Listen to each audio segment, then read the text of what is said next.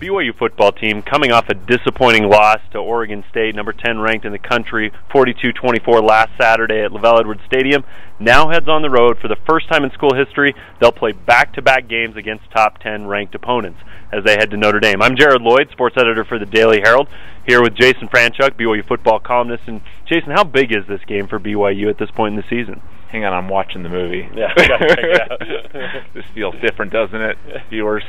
You know, it's such an interesting trip, Jared, and the thing that is tough to figure out with this team is just where are they mentally right now, because they've lost games. Yeah, they've lost 3 now, but the first 2, Utah, Boise State, they could say, hey, the defense played really well. Maybe they're a player or 2 away on offense.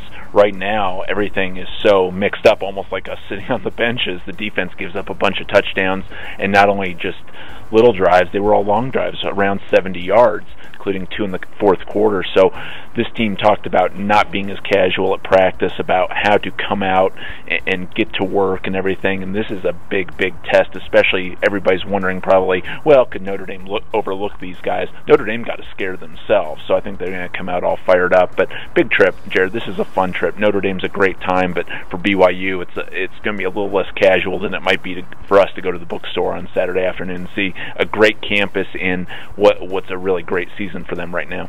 Well, Notre Dame has had a really great season, but you brought up an interesting point. I mean, you could make the argument that BYU is 4 or 5, maybe 6 plays away from being undefeated at this point. Notre Dame's gotten those plays this year. In the past couple of years, they've dropped a lot of these close games, but I think they've had 3 games decided by a touchdown or less or thereabouts. And so, you know, I mean, this is a very good Notre Dame team, but it's also one that's gotten the breaks coming into this game. And if anything that BYU can take away from that game against Oregon State is the offense did show up and played much better. They're going to need even more from that offense against a very good Notre Dame defense. Well, it doesn't just extend to BYU, Jared. I mean, you even take the BCS years when BYU's in the Mountain West, the teams that went undefeated had breaks, you know, and BYU simply hasn't gotten a few of them. But this is going to be a defensive struggle. It would seem like the way both teams go, both teams neither particularly efficient offensively, but I'm really excited, Jared, to see the linebackers. You know, these are marquee players when you talk about Kyle Van Noy and, of course, Manti Te'o, and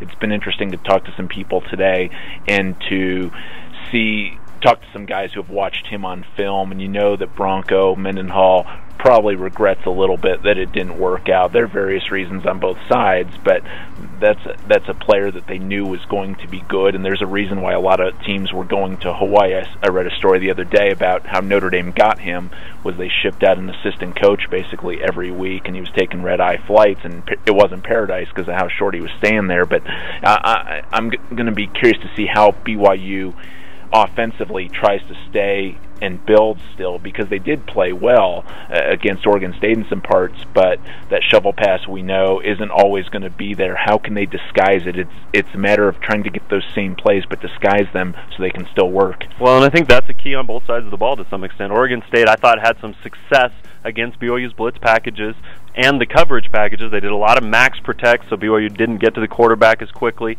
And on offense, BYU did throw a wrinkle at Oregon State that worked. So I think BYU on both sides of the ball in this game needs to do some things that Notre Dame's not going to be quite ready for it. If they're able to do that, they might be able to force a break or two. You know, they haven't been able to force a lot of turnovers, didn't get any against Oregon State again. You know, that was tough as far as the defense goes. Also, they made some mistakes with the 3 interceptions, couple of balls on the ground that could have been turnovers as well.